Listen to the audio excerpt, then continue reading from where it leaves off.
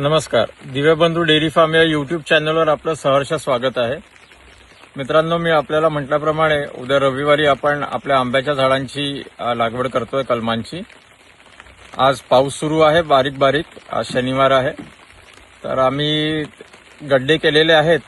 त्याला आपण शेणखत आणि सिंगल सुपर फॉस्फेट आणि निंबोळी खत आज टाकून ठेवतो गड्ड्याच्या जवळ, म्हणजे जेणेकरून उद्या आपल्याला लावताना वेळ होणार नाही. तर आम्ही काय काय टाकतोय तो तुम्हाला दाखवतो. आपण बघू शकता, इथे आपण घनजीवामृत टाकलं आहे. घनजीवामृत सोबत निंबोळी खत आणि सिंगल सुपर फॉस्फेट 1 किलो हे मिक्स करून ठेवत आहे, म्हणजे उद्या कलम लावताना लगेच आपल्याला त्या गड्ड्यामध्ये, जसा हा गड्डा केलेला या गड्ड्यामध्ये आपल्याला ते मिक्स करता येईल.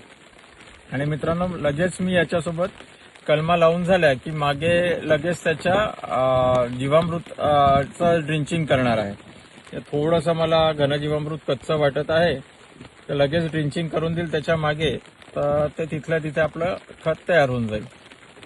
त्याला दाखवतो. इथे सिंगल सुपर फॉस्फेट आणि निंबोळी खत मोजून टाकणं सुरू आहे.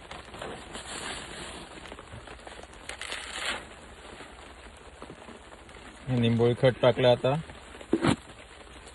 निंबोळी खत अर्धा किलो घेतलाय मित्रांनो आपण.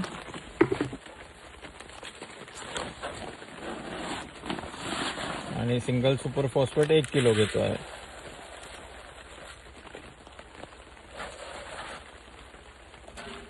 अशा पद्धतीने आपलं इथं आज काम सुरू आहे शनिवारी.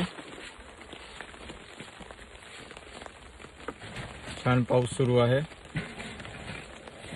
तुम्हाला घनजीवामृत पण दाखवतो.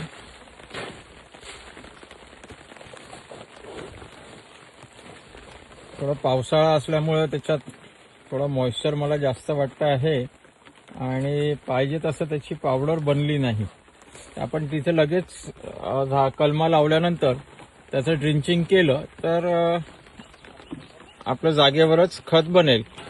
उद्या आपण लगेच त्याच्यावरती जीवामृताची ड्रिंचिंग करू, आणि 1 आठवड्याभरानंतर आपण डिकम्पोजरची ड्रिंचिंग करू, म्हणजे आणखीन त्याला पॉवर मिळेल.